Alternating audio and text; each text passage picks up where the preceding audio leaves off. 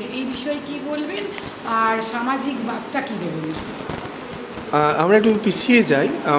এই বৈদিক সংঘ প্রায় 100 বছরের পুরনো। 1922 সালে এটার সৃষ্টি করেছিলেন আমাদের পূর্বপুরুষরা। যে তখনকার যে ইংরেজ ঔপনিবেশিকতার যে বাজে দিকগুলো, সেগুলো আমাদের সমাজকে তখন ছেয়ে ফেলছিল। সেখান থেকে নিজেদের শিকড়কে আঁকড়ে রেখে নিজেদের শিক্ষা সংস্কৃতিকে বাঁচিয়ে রাখার একটা চেষ্টা। এটা কোনো ধর্মীয় সংস্থা নয়, এটা হচ্ছে বিবিধের মাঝে হচ্ছে আমাদের মিলন। আজকে আমাদের যে অনুষ্ঠানটা শুরু করেছি, এই অনুষ্ঠানটার নাম হচ্ছে অন্বেষণ। অন্বেষণ কি না, অন্বেষণ সার্চিং ফর কি, searching within yourself, searching for your root, নিজের শিকড়ের সন্ধান করো। আমরা যদি দেখি ধর্মে আমরা বলি যে অহং ব্রহ্ম, তোমার মধ্যেই ব্রহ্ম। মানে যদি আমরা দেখি আমাদের মধ্যে ভগবান কোথায়, ভগবানকে নিজের মধ্যে। এবার যদি আমরা প্রত্যেকে বিশ্বাস করি এই ভাবনাটায় যে আমাদের মধ্যে ভগবান আছে, তাহলে আরেকজন যে ভদ্রলোক যাকে আমরা ছোট করে কথা বলছি, যাকে আমরা ছোট দেখাচ্ছি, তাকে আমরা ছোট বলতে পারবো না। তাহলে আমরা কোনো দিনই আমার পাশে যে ভদ্রলোক আছেন, যে নেবার্স, আমার যে অফিসের কলিগস, যে আমার বন্ধু, কাউকে আমরা আঘাত দিতে পারবো না। সেই জন্য অন্বেষণে আমরা রেখেছি যে প্রোগ্রাম, তাতে আছে আর্ট এক্সিবিশন, তাতে থাকছে আমাদের বিভিন্ন ধর্ম সাথে আমাদের সায়েন্সের যে মেলবন্ধন সেই নিয়ে আলোচনা, যেমন কালীতত্ত্ব এবং ফিজিক্স, যেমন থাকছে ন্যায় সংহিতা এবং ধর্মসংহিতার মিলন, তেমনি থাকছে আমাদের live art workshop for the বাচ্চারা এবং বড় যারা এমিনেন্ট আর্টিস্ট। কালকে থাকছে যারা কবি, যে কবিতা বাঙালির এক সময় প্রচুর কবিতার বই বিক্রি হতো কলেজ স্ট্রিটে, এখন কবিতার বই বিক্রি হয় বন্ধ হয়ে গেছে। সেই কবিদের কবিতা, তাদের কবিতা পাঠ।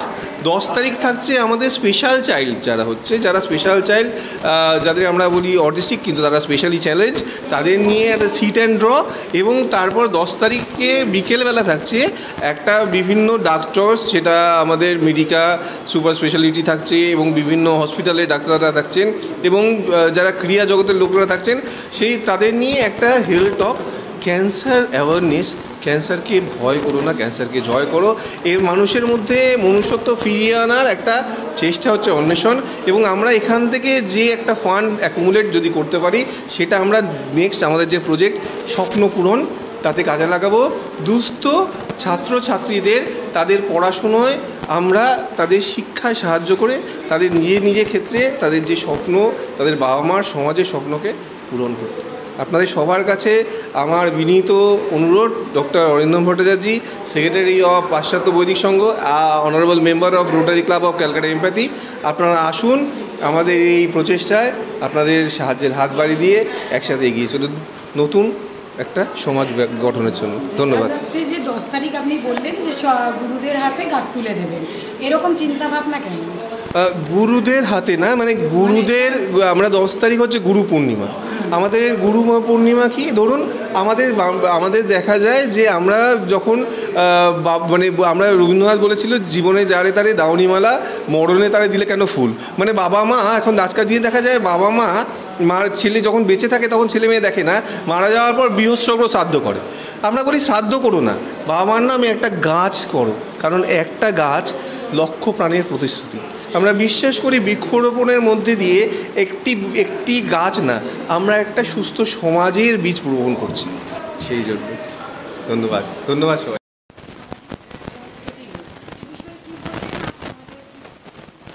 দেখুন, আমি আমার বক্তব্যে খুব পরিষ্কারভাবে বলেছি যে আমাদের যে তথাকথিত যে কালী মূর্তির যে অবয়ব এবং কালী মূর্তির যে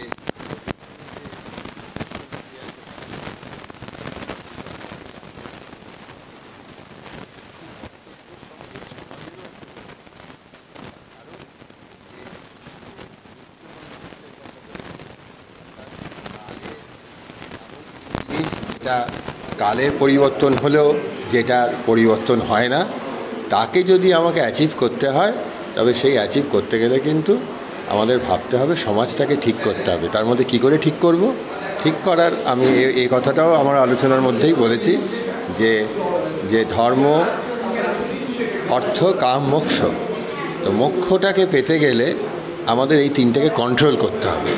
এই তিনটেকে কন্ট্রোল করার হাতিয়ার হচ্ছে আমাদের অহংকে কমাতে হবে। যত অহং কমবে সমাজ উন্নত হবে। যত অহংকে আমরা একদম উৎসর্গ করে দিতে পারবো তার কাছে, মায়ের কাছে, তত আমি স্বাবলম্বী হব এবং আমার মনে হয় সমাজকে কলুষিত করতে পারবো। আর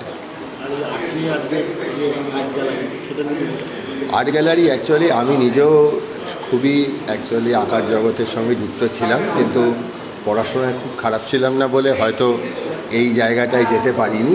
অর্থাৎ এখন ছবি আঁকাটা মনের খেয়ালে হয় এবং বছরে দুবার করে সেই ছবি আঁকা উদযাপন হয়। আমার পরিবারেও একটা ছবি আঁকার ব্যবস্থা রয়েছে, কিন্তু এখানে একটা ব্যাপার হলো যে সেই ছবি আঁকা তো একই ব্যাপার, যে সেই একই কথা আবারও বলছি যে যেটি আমাদের এখানকার যিনি ছবি আঁকার বিশিষ্ট শিল্পী এসেছিলেন উনিও একই কথাই বলছিলেন যে সেই আবার কালীতত্ত্ব, অর্থাৎ আমার চেতনার উন্মেষ করতে গেলে আমাকে যদি মোক্ষ লাভ করতে হয় সেটা ছবি আঁকার মোক্ষ হতে পারে। আমাকে অহংকার ত্যাগ করতে হবে এবং সর্বোপরি আমাকে ভালো কাজ করতে হবে, তাহলে ছবি আঁকাটাও ভালো হবে। দর্শকদের উদ্দেশ্যে কি বলবেন? দর্শকদের উদ্দেশ্যে একটা কথাই বলবো যে দর্শক যেন খুব আন্তরিকভাবে যে কাজটাই করবেন আন্তরিকভাবেই করুন। এই চারিদিকে একদম খুললেই টিভি, টেলিভিশন, মিডিয়া, এই যে চারিদিকে সাংঘাতিকভাবে একটা সমাজের বিপর্যয় চলছে, তার পেছনে আমার একটাই কারণ বলে মনে হয় যে আমরা এই চৈতন্য থেকে দূরে চলে যাচ্ছি ক্রমাগত। তার একটাই, এই চৈতন্যর কাছাকাছি পৌঁছাবার উপায় অহংকে বিসর্জন দাও। আমার নাম প্রফেসর সব্যসাচী ভট্টাচার্য, আমি অধ্যাপনা করি ইন্ডিয়ান স্ট্যাটিস্টিক্যাল ইনস্টিটিউট। গ্যালারিতে শুভ সূচনা হলো, এই বিষয়ে কি বলবেন? আর আপনার তো বক্তব্য আমরা শুনলামই, এখান থেকে সমাজকে কি বার্তা দিতে চান? আজকের যে অনুষ্ঠান, সে অনুষ্ঠানের মূল লক্ষ্য হচ্ছে সামাজিক সচেতনতা। সামাজিক সচেতনতাটাকে আনতে গেলে নিজেকে সচেতন সবার আগে হতে হবে, কারণ আমরাই হচ্ছে সমাজের অঙ্গ, আমরাই সমাজ। তো আজকের এই প্রচেষ্টা সেই সচেতনতারই উদ্দেশ্যে খুবই ভালো আজকের অনুষ্ঠান হয়েছে। আমাদের বক্তব্য বলবার সময় আমি যা বলবার তো বলেইছি, সুতরাং সেটা আমি আর রিপিট করছি না। বার্তা সমাজকে একটাই দেওয়ার, যে সচেতন হন, আইনানুগ যে সচেতনতা সেটা আপনারা সমাজে আনুন এবং এই সচেতনতাকে আস্তে আস্তে বিস্তার করুন কমিউনিটি, ভিলেজ এবং সর্বস্তরে। তবেই কিন্তু একটি সুস্থ সমাজ তৈরি হতে পারে।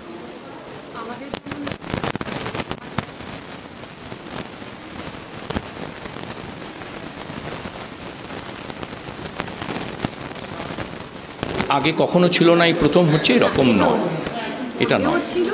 আগেও সমস্যা ছিল, এখনও হচ্ছে। সমস্যা বলুন, বেআইনি কাজ বলুন, বা ধরুন এক কথায় যদি বলা হয় ক্রাইম। সমাজের এক একটা অবস্থায় এক এক রকমভাবে তার রূপ সেই ক্রাইম নিয়েছে, অর্থাৎ অন্যায় সমাজের এক একটা স্তরে এক একটা সমাজ এক এক রকম রূপ। এখন সেই অনুযায়ী আইন পরিবর্তন করে, কারণ আইন